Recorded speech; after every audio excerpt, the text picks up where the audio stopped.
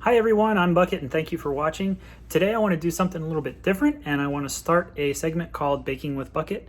This is where I'm going to take recipes that I've used and show you how I make them. And I may try some new recipes as well. On today's video, we're going to talk about Sopapilla Cheesecake pie, which is something that I take to almost every gathering or party that I go to. It's always a big hit. I want to say I never come home with extra, but I rarely come home with extra. If I do come home with extra, it's like one or two tiny little pieces, and it's usually the ends because most people like the center. To begin, we're going to gather our tools. What we're going to need is a 13x9 baking pan. Metal will work as well. I prefer to use the glass because it's easier to clean up, and I have a lid for it so I can take it to parties. You're going to need a large mixing bowl, a small mixing bowl. You'll need a spatula of some sort. I like to use silicone because it's easier to scrape the bowls. You'll need a mixer and various attachments to it. A KitchenAid mixer will work fine. As far as ingredients, we're going to need 2 packages of cream cheese, softened. So I've left these out for about 2 hours to get to room temperature. You're going to need 1 cup of granulated white sugar, 1/2 cup of butter, 3/4 cup brown sugar. You're going to need some cooking oil or cooking spray, canola oil, some honey, and some ground cinnamon. And last, our flavoring, vanilla extract. Also, the most important part of it, I forgot about for a second.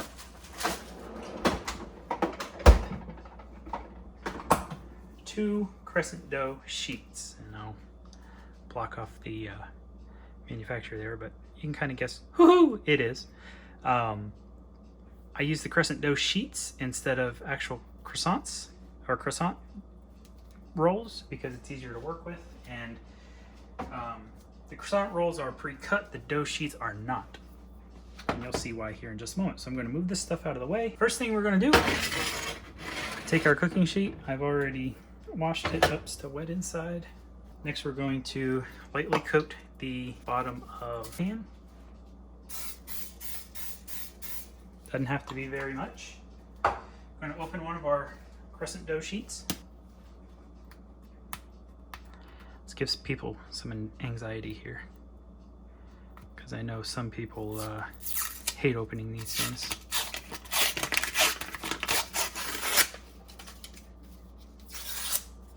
Here's where I need an explosion sound effect.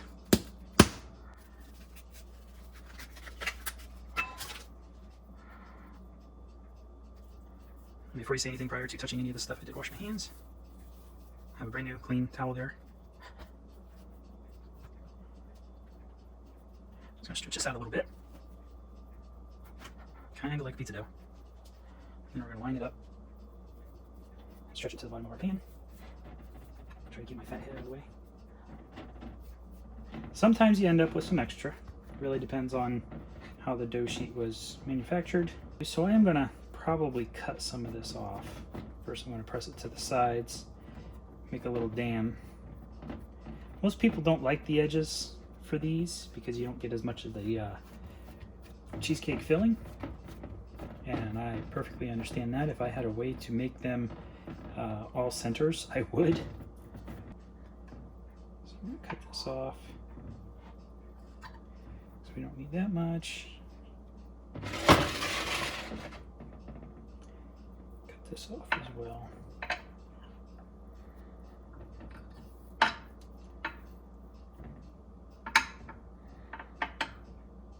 Now, because my hands are all oily from this, I gotta go wash my hands again. It's a constant thing washing your hands whenever you're dealing with this because these are extremely buttery. All right, next we're gonna set this aside. Here's that in a little bit more.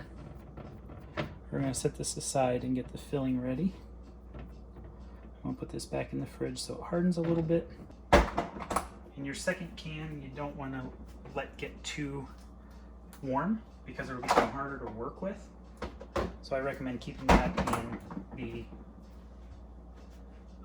refrigerator as well. So now we're going to take our large mixing bowl. We're going to add our cream cheese, both packages. We're going to add our 1 cup of sugar, the white granulated sugar. And now this is where you can have some fun. For adding the vanilla extract, the recipe calls for 1 tablespoon. And I tend to go a little bit over that. And since that seems to be all we have, I'm just going to pour the rest of the bottle in.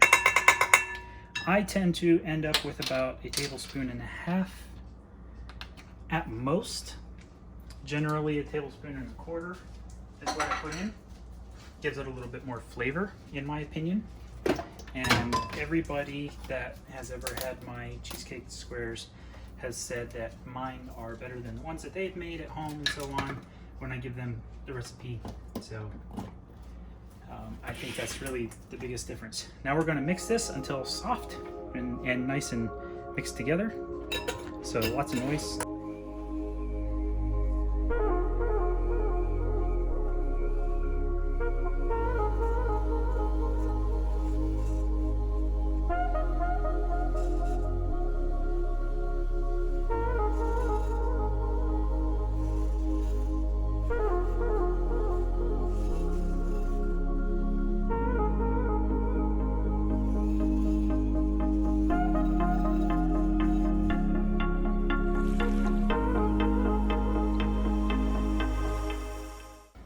Take the spatula, go around the edges because some sugar does stick to the edges, and I'll kind of push everything to the center here.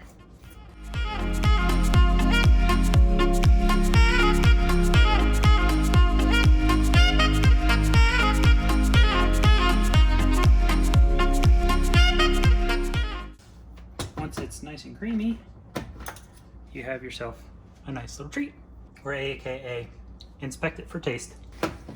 Now that we have our filling mixed up, we're going to pull our pan out of this fridge, and we're going to scoop this into the center of the crescent dough sheet, and then we'll spread it out. And then if you have kids, or if you yourself like to indulge a little, you have a little bit left over in the bowl as a snack or taste. And then I take this and smooth it all out. And I just like to gently smooth this out to the edges, trying to make this as even as possible.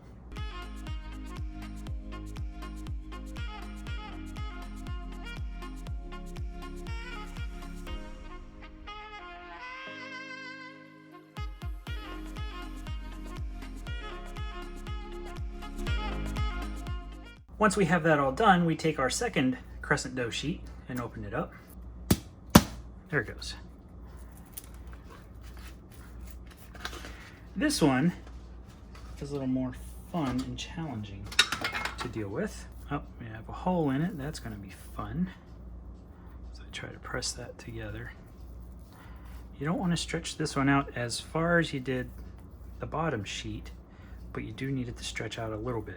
So what I tend to do, and it's already happening, what I tend to do is lay down one side and gently try to fold it over and pull it over the best I can. Stretch it back, try to get these edges pinched together. That way that's kind of sealed. I am going to cut some extra off of this as well.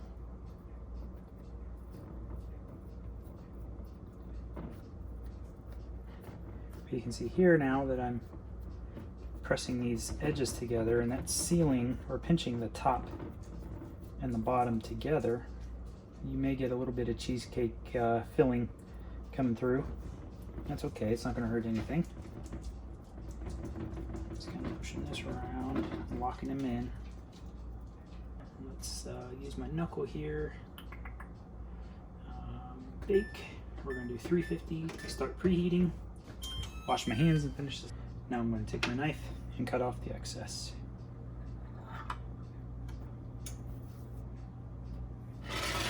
I'm placing it in that little bowl that I need here in about 10 seconds. So I'm going to have to get it out of that bowl and wash the bowl. We're going to add our half cup of butter. And I have gotten into the habit of melting the butter slightly because I do this a lot differently than the recipe says. This is my take on it. Throw this into the microwave for about 10 seconds. That might be too much, just enough. Then I'm going to add the 3/4 cup brown sugar.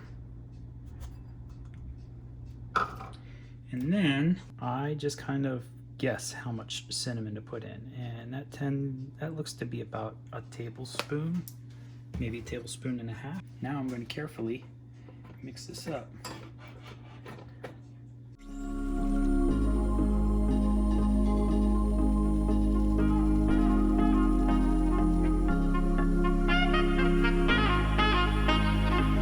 It doesn't need to be runny, but it doesn't hurt.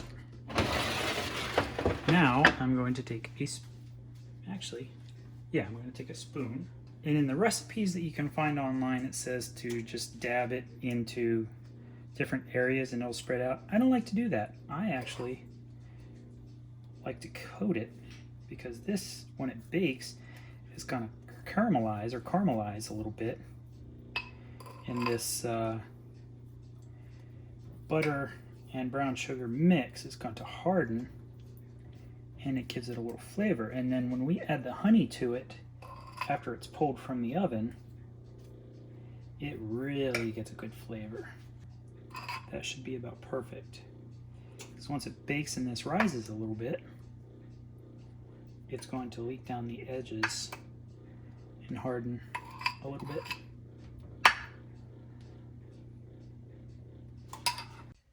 Our oven is now at 350 degrees. We're going to place this in. Hard to do one-handed. We're going to set a timer for, and that's light. We're going to set a timer for 30 minutes. And we're going to watch this bake.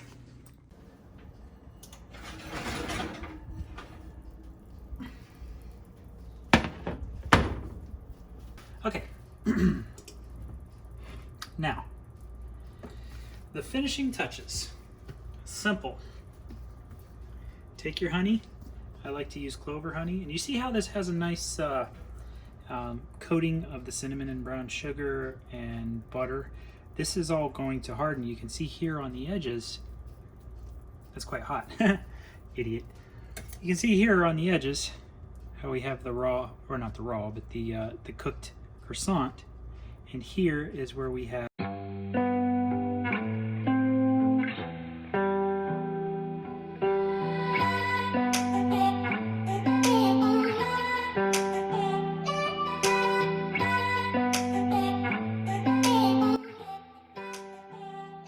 Thank you for watching. If this is a recipe that you would like to try, all of the ingredients and everything are listed below in the description, and all the steps will also be listed in the description. So thank you very much and have a wonderful day.